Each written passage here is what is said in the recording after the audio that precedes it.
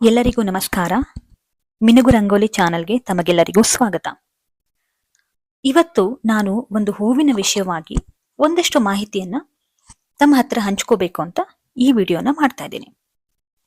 ಸಾಮಾನ್ಯವಾಗಿ ಈ ವಿಷಯ ಎಲ್ರಿಗೂ ಗೊತ್ತಿರಲ್ಲ, ಕೆಲವರಿಗೆ ಗೊತ್ತು, ಕೆಲವರಿಗೆ ಗೊತ್ತಿಲ್ಲ. ಈ ಹೂವನ್ನ ಸಾಮಾನ್ಯವಾಗಿ ದೇವರ ಪೂಜೆಗೆ ಹೆಚ್ಚಾಗಿ ಬಳಸ್ತಾರೆ, ಅಲ್ಲದೇನೆ ಡೆಕೋರೇಟಿವ್ ಪರ್ಪಸ್ ಅಲಂಕಾರಕ್ಕಾಗಿ ಬಳಸ್ತಾರೆ. ಹಾಗೂ ಸಾಮಾನ್ಯವಾಗಿ ಎಲ್ಲರ ಮನೆ ಮುಂದೆ ಅಥವಾ ಹಿತ್ಲಲ್ಲಿ ಈ ಹೂವಿನ ಗಿಡ ಇದ್ದೇ ಇರುತ್ತೆ. ಈ ಹೂವು ನೋಡೋದಕ್ಕಂತೂ ತುಂಬಾ ಸುಂದರವಾಗಿರುತ್ತೆ. ಆದರೆ ಇದು ಒಂದು ಡೇಂಜರಸ್ ಹೂವು. ಒಬ್ಬ ಮನುಷ್ಯನನ್ನ ಪ್ರಾಣವನ್ನೇ ತೆಗೆಯುವಂತಹ ಶಕ್ತಿ ಇರುವಂತಹ ಹೂವು, ವಿಷಕಾರಿ ಹೂವು. ಈ ಹೂವು ಯಾವುದಪ್ಪ ಅಂದ್ರೆ ಕಣಗಿಲೆ ಹೂವು. ಎಲ್ರು ಕೇಳಿರ್ತೀರ. ಕಣಗಲೆ ಹೂವು ಅಂತೂ ಎಲ್ರ ಮನೆಯಲ್ಲೂ ಸಾಮಾನ್ಯವಾಗಿ ಸ್ವಂತ ಮನೆ ಇದ್ದವರು, ಒಂದು ಹಿತ್ತಲು ಮಾಡ್ಕೊಳ್ಬೇಕು ಅಂದವರು ಈ ಕಣಗಲೆ ಹೂವಿನ ಗಿಡನ ಇಟ್ಕೊಂಡೇ ಇರ್ತಾರೆ. ಯಾಕಂದ್ರೆ ಇದ್ರ ಹೂವು ದೇವರಿಗೆ ತುಂಬಾ ಚೆನ್ನಾಗಿ ಕಾಣುತ್ತೆ, ದೇವರಿಗೆ ಏರ್ಸಿದ್ರೆ ತುಂಬಾ ಚೆನ್ನಾಗಿ ಕಾಣುತ್ತೆ. ಹಾಗಾಗಿ ಡೆಕೋರೇಷನ್ ಮಾಡೋರಿಗೂ ಇದು ತುಂಬಾ ಉಪಯೋಗ ಆಗುತ್ತೆ. ಹಾಗಾಗಿ ಈ ಗಿಡ ಸಾಮಾನ್ಯವಾಗಿ ಎಲ್ರ ಮನೇಲೂ ಕಣಗಿಲೆ ಹೂವಿನ ಗಿಡ ಇದ್ದೇ ಇರುತ್ತೆ. ಹಾಗೆ ಈ ಕಣಗಿಲೆ ಹೂವನ್ನ ಬೇರೆ ಬೇರೆ ಹೆಸರಲ್ಲೂ ಸಹ ಕರೀತಾರೆ. ದಾರಗಣಗಿಲೆ, ಸುತ್ತು ಗಣಗಿಲೆ, ಅಚ್ಚ ಗಣಗಿಲೆ, ದೇವ ಗಣಗಿಲೆ, ಕೆಂಪು ಕಣಗಲೆ, ಕಾಡು ಕಣಗಿಲೆ, ಅರಳಿ, ಕುದುರೆ ವಿಷದ ಗಿಡ, ಕರವೀರ ಅಂತ ಸುಮಾರು ಹೆಸರುಗಳಿಂದ ಈ ಕಣಗಿಲೆ ಹೂವನ್ನ ಕರೀತಾರೆ. ಇಂಗ್ಲಿಷ್ ಅಲ್ಲಿ ಇದಕ್ಕೆ ಓಲಿಯಾಂಡರ್ ಅಂತ ಹೇಳ್ತಾರೆ. ಹಾಗೂ ಸಸ್ಯಶಾಸ್ತ್ರದಲ್ಲಿ ನೆರಿಯಂ ಒಲಿಯಾಂಡರ್ ಅಥವಾ ನೆರಿಯಂ ಇಂಡಿಕಮ್ ಅಂತ ಹೇಳ್ತಾರೆ. ಹಾಗೂ ಇದು ಅಪೋಸೈನೇಸಿಯ ಫ್ಯಾಮಿಲಿಗೆ ಸೇರುತ್ತೆ. ಇದು ಸಸ್ಯಶಾಸ್ತ್ರದಲ್ಲಿ ಹೀಗೆ ಹೇಳಿದ್ದಾರೆ. ಯಾಕಪ್ಪ ಈ ಹೂವಿನಿಂದ ಅಷ್ಟೊಂದು ಸಮಸ್ಯೆ ಏನಾಗುತ್ತೆ, ಮನುಷ್ಯನ ಜೀವವನ್ನೇ ತೆಗೆಯುವಂತಹ ವಿಷಯ ಇದರಲ್ಲಿ ಏನಿದೆ ಅಂತ ಕೇಳ್ತೀರಾ? ಕೇರಳ ರಾಜ್ಯದಲ್ಲಿ ಒಬ್ಬ ಮಹಿಳೆಯ ಸಾವಾಗುತ್ತೆ. ಸಾಮಾನ್ಯವಾಗಿ ಇದು ಎಲ್ರಿಗೂ ಗೊತ್ತಿರಬಹುದು ವಿಷಯ, ಗೊತ್ತಿಲ್ಲದೆ ಇದ್ದವರು ತಿಳ್ಕೊಳ್ಳಿ. ಒಬ್ಬ ಮಹಿಳೆಯ ಸಾವಾಗತ್ತೆ. ಹೇಗಪ್ಪ ಅಂದ್ರೆ ಅವಳು ತನ್ನ ಸ್ನೇಹಿತರೊಡನೆ ಮೊಬೈಲ್ ಅಲ್ಲಿ ಮಾತಾಡ್ತಿರ್ತಾಳೆ. ಮಾತಾಡುವಾಗ ತನ್ನ ಮನೆ ಮುಂದೆ ಇರುವ ಗಿಡಗಳ ಹತ್ರ ನಿಂತ್ಕೊಂಡು ಮಾತಾಡ್ತಿರ್ತಾಳೆ. ಆಗ ಅವಳ ಕಣ್ಣಿಗೆ ಈ ಕಣಗಿಲೆ ಹೂವಿನ ಗಿಡ ಅವಳ ಮನೆ ಸುತ್ತ ಇರುತ್ತಲ್ಲ ಕಾಣುತ್ತೆ. ಅವಳಿಗೆ ಅಭ್ಯಾಸ ಇರುತ್ತೆ, ಕೆಲವರಿಗೆ ಅಭ್ಯಾಸ ಇರುತ್ತಲ್ವಾ, ಹೂವಿನ ಪೆಟಲ್ಸ್ ಎಲ್ಲ ತಿನ್ನೋದು, ಹೂವಿನ ಗಿಡದ ಎಲೆಗಳನ್ನೆಲ್ಲ ತಿನ್ನೋದು, ಇದ್ರದ್ದು ಮಕರಂದನ ಹೀರೋದು, ಇದೆಲ್ಲ ಅಭ್ಯಾಸ ಇರುತ್ತೆ ಕೆಲವರಿಗೆ. ಹಾಗೆ ಅವಳು ಆ ಹೂವನ್ನ ತಿಂದಿದ್ದಾಳೆ. ತಿಂದು 2-3 ಗಂಟೆಯಲ್ಲಿ ಅವಳಿಗೆ ವಿಪರೀತ ವಾಂತಿ ಶುರುವಾಗಿದೆ. ವಾಂತಿ, ತಲೆ ತಿರುಗೋದು, ಕಣ್ಣು ಮಂಜಾಗೋದು ಇವೆಲ್ಲ ಶುರುವಾಗಿದೆ.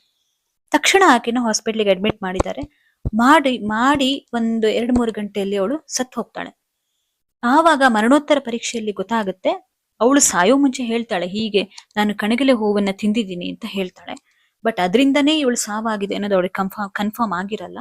ಕೊನೆಗೆ ಮರಣೋತ್ತರ ಪರೀಕ್ಷೆಯಲ್ಲಿ ಗೊತ್ತಾಗುತ್ತೆ, ಈ ಕಣಗಿಲೆ ಹೂವಿನ ತಿಂದಿದ್ರಿಂದ ಅದರ ವಿಷ ಅವಳ ದೇಹಕ್ಕೆ ಸೇರಿ ಅವಳು ಸಾವನ್ನಪ್ಪಿದ್ದಾಳೆ ಅಂತ ಹೇಳಿ. ಸೊ ಯೋಚನೆ ಮಾಡಿ ಇದರಲ್ಲಿ ಎಂತ ವಿಷಯ ಇರ್ಬೋದು ಅಂತ ಹೇಳಿ. ಕಣಗಿಲೆ ಹೂವಿನ ಗಿಡದ ಬೇರಿಂದ ಹಿಡಿದು ಹೂವಿನವರೆಗೂ ಸಂಪೂರ್ಣ ಇದು ಗಿಡ ವಿಷಕಾರಿಯಾಗಿರುತ್ತೆ. ಇದು ಮನೆ ಮುಂದೆ ಇದ್ರೆ ತುಂಬಾನೇ ಅಪಾಯ. ವಿಷ ಅಂದ್ರೆ ಇದರಲ್ಲಿ ಏನು ವಿಷ ಇರುತ್ತೆ ಅಂತ ಕೇಳಿದ್ರೆ, ಇದರಲ್ಲಿ ಕಾರ್ಡಿಯಾಕ್ ಗ್ಲೈಕೋಸೈಡ್ ಅಂತ ಒಂದು ರೀತಿಯ ಔಷಧವಾಗಿ ಯೂಸ್ ಮಾಡುವಂತಹ ಅಂಶನೇ ಇದು, ಮೆಡಿಸಿನಲ್ ಕಂಟೆಂಟ್ ಅಂತಾನೆ ಹೇಳ್ಬೋದು. ಅದಿದೆ ಕಾರ್ಡಿಯಾಕ್ ಗ್ಲೈಕೋಸೈಡ್ ಅಂತ ಹೇಳಿ. ಈ ಕಾರ್ಡಿಯಾಕ್ ಗ್ಲೈಕೋಸೈಡ್ ಅನ್ನೋದು ಆಯುರ್ವೇದದಲ್ಲಿ ಔಷಧೀಯವಾಗಿ ಯೂಸ್ ಮಾಡ್ತಾರೆ. ಯಾವ ಕಾಯಿಲೆಗೆ ಅಂದ್ರೆ ಹಾರ್ಟ್ ರಿಲೇಟೆಡ್ ಡಿಸೀಸಸ್ ಇರ್ಬೋದು, ಹಾರ್ಟ್ ಫೇಲ್ಯೂರು, ಕಾರ್ಡಿಯಾಕ್ ಫಿಬ್ರಿಲೇಷನ್, ಇಂತಹ ಹೃದ್ರೋಗ ಸಮಸ್ಯೆಗೆ ಚಿಕಿತ್ಸೆಗಾಗಿ ಈ ಕಾರ್ಡಿಯಾಕ್ ಗ್ಲೈಕೋಸೈಡ್ ಅನ್ನುವ ಮೆಡಿಸಿನಲ್ ಕಂಟೆಂಟ್ ಅನ್ನ ಯೂಸ್ ಮಾಡ್ತಾರೆ. ಹಾಗೆ ಈ ಕಣಗಿಲೆ ಹೂವಿನ ಈ ಕ್ರೋನಿಕ್ ಸ್ಕಿನ್ ಡಿಸೀಸಸ್ ಹೇಳ್ತಾರಲ್ಲ, ಕುಷ್ಠರೋಗ, ಈ ತರ ದೀರ್ಘಕಾಲಿಕ ಚರ್ಮ ರೋಗದ ಚಿಕಿತ್ಸೆಯೂ ಕೂಡ ಈ ಕಣಗಿಲೆ ಹೂವನ್ನ ಆಯುರ್ವೇದ ಶಾಸ್ತ್ರದಲ್ಲಿ ಬಳಸ್ತಾರೆ. ಈ ಕಾರ್ಡಿಯಾಕ್ ಗ್ಲೈಕೋಸೈಡ್ ಯಾಕೆ ಮನುಷ್ಯನಿಗೆ ವಿಷಕಾರಿಯಾಗುತ್ತೆ, ಮನುಷ್ಯನೇ ಆಗ್ಲಿ ಯಾವುದೇ ಪ್ರಾಣಿಗೆ ಆಗ್ಲಿ ಸೇವನೆ ಮಾಡಿದಾಗ ಇದು ವಿಷ ಆಗಿ ಯಾಕೆ ಪರಿಣಾಮ ಬೀರುತ್ತೆ ಅಂದ್ರೆ, ಹೆಸರೇ ಹೇಳಿರೋ ಹಾಗೆ ಇದು ಕಾರ್ಡಿಯಾಕ್ ಗ್ಲೈಕೋಸೈಡ್ ಅಂದ್ರೆ ಹೃದ್ರೋಗ ಸಮಸ್ಯೆಗಳಿಗೆ ಚಿಕಿತ್ಸೆಯಾಗಿ ಬಳಸುವಂತಹ ಒಂದು ಮೆಡಿಸಿನಲ್ ಕಂಟೆಂಟ್. ಇಂತಹ ಮೆಡಿಸಿನಲ್ ಕಂಟೆಂಟ್ ಏನಿದೆ, ಈ ಕಾರ್ಡಿಯಾಕ್ ಗ್ಲೈಕೋಸೈಡ್ ನಾರ್ಮಲ್ ಮನುಷ್ಯ ಯಾವುದೇ ಹೃದಯ ಸಮಸ್ಯೆ ಇಲ್ಲದೇ ಇರೋ ದೇಹಕ್ಕೆ ಇಂಜೆಕ್ಟ್ ಆದ್ರೆ ನಾರ್ಮಲ್ ಆಗಿ ಅವನಿಗೆ ಅಬ್ವಿಯಸ್ಲಿ ಅವನಿಗೆ ಸಮಸ್ಯೆ ಆಗೇ ಆಗುತ್ತೆ, ಸಾವನ್ನಪ್ತಾರೆ. ಡೋಸೇಜ್ ಜಾಸ್ತಿ ಇದೆ, ಏನಾದ್ರೂ ಜಾಸ್ತಿ ನಮ್ ದೇಹಕ್ಕೆ ಸೇರಿದ್ರೆ ಸಾವನ್ನಪ್ಪೋದಂತೆ ಗ್ಯಾರಂಟಿ. ಇಲ್ಲ ಅಂದ್ರೆ ಇದರ ಸಿಂಪ್ಟಮ್ಸ್, ಅದ್ರ ಪಾಯ್ಸನಿಂಗ್ ಸಿಂಪ್ಟಮ್ಸ್ ಏನಂದ್ರೆ ತಲೆ ತಿರುಗುತ್ತೆ, ವಾಂತಿ ಆಗುತ್ತೆ, ಹೊಟ್ಟೆ ನೋವು, ಕಣ್ಣು ಮಂಜಾಗುವಂಥದ್ದು ಇವೆಲ್ಲ ಆಗುತ್ತೆ. ಇದಷ್ಟುನು ಕಾರ್ಡಿಯಾಕ್ ಗ್ಲೈಕೋಸೈಡ್ ದೇಹಕ್ಕೆ ಇಂಜೆಕ್ಟ್ ಆದ್ರೆ ಆಗುವಂತಹ ಸಮಸ್ಯೆಗಳು. ಹಾಗಾಗಿ ಈ ಕಣಗಿಲೆ ಹೂವಿನ ಎಲೆ ಆಗಿರಬಹುದು, ಬೇರು, ಕಾಂಡ, ಹೂವು ಯಾವುದನ್ನಾಗ್ಲಿ ನೀವು ಸೇವನೆ ಮಾಡಿದ ತಕ್ಷಣ ಅಡ್ಡ ಪರಿಣಾಮ ಶುರುವಾಗುತ್ತೆ. ಹಾಗಾಗಿ ಕೇರಳ ರಾಜ್ಯದಲ್ಲಿ ಈ ಸಾವು ಆಗಿದೆ. ಆದ ನಂತರ ತಕ್ಷಣವೇ ಕೇರಳ ರಾಜ್ಯದಲ್ಲಿ ಈ ಹೂವಿನ ಬಳಕೆಯನ್ನ ಬ್ಯಾನ್ ಮಾಡ್ತಾರೆ. ದೇವಸ್ಥಾನಗಳಾಗ್ಲಿ ಮನೆಗಳಲ್ಲಾಗ್ಲಿ ಈ ಹೂವನ್ನ ಬಳಸಬಾರದು ಅಂತ ಕೇರಳ ರಾಜ್ಯ ಆರ್ಡರ್ ಮಾಡುತ್ತೆ. ಕೆಲವರಿಗೆ ಒಂದು ಅಭ್ಯಾಸ ಇರುತ್ತೆ, ದೇವಸ್ಥಾನಗಳಲ್ಲಿ ದೇವ್ರ ಪ್ರಸಾದ ಕೊಡ್ತಾರಲ್ಲ, ಹೂವಿನ ಪ್ರಸಾದ ಕೊಡುವಾಗ ಕೆಲವರು ತಲೆಗೆ ಮುಡ್ಕೊಳ್ಳೋ ಬದಲು ಬಾಯಿಗೆ ಹಾಕೊಂತಾರೆ. ಅಂತವ್ರಿಗೆ ನಾನು ಎಚ್ಚರಿಕೆ ಕೊಡ್ತಾ ಇದ್ದೀನಿ, ದಯವಿಟ್ಟು ಹೂವಿನ ಪ್ರಸಾದವನ್ನ ಬಾಯಲ್ಲಿ ಸೇವಿಸುವಾಗ ಒಂದು ಸರಿ ಯೋಚನೆ ಮಾಡಿ, ಕಣಗಿಲೆ ಹೂವು ಅದರಲ್ಲಿ ಇದೆಯಾ ಅಂತ ಯೋಚನೆ ಮಾಡಿ ಆದಷ್ಟು ನೀವು ಬಾಯಿಗೆ ಹಾಕಕ್ ಹೋಗ್ಬೇಡಿ. ದೇವ್ರ ಪ್ರಸಾದ ಯಾವತ್ತು ಮುಡಿಗೆ ಏರ್ಸ್ಕೋಬೇಕು, ಹೂವಿನ ಪ್ರಸಾದನ ಬಾಯಿಗೆ ಹಾಕೊಳ್ಳೋದು ಬೇಡ. ಹಂಗೆ ಆತರ ಅಭ್ಯಾಸ ಇದ್ದವರು ಒಂದು ಸರಿ ಯೋಚನೆ ಮಾಡಿ ಯಾವ ಹೂವಿದೆ ನಿಮ್ ಕೈಯಲ್ಲಿ ಅಂತ ಹೇಳಿ.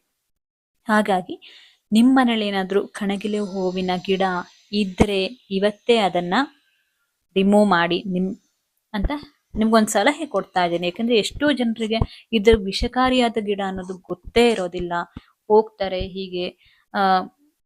ಕೆಲವರಿಗೆ ಅಭ್ಯಾಸ ಇರುತ್ತಲ್ಲ ಹೂವುಗಳನ್ನೆಲ್ಲ ಅದರ ರುಚಿ ನೋಡೋದು, ತಿಂತಾರೆ. ಪ್ರಾಣಿ ಪಕ್ಷಿಗಳು ಎಸ್ಪೆಷಲಿ ಅವಕ್ಕೂ ಗೊತ್ತಾಗಲ್ಲ, ತಿಂದ್ಬಿಡ್ತಾವೆ.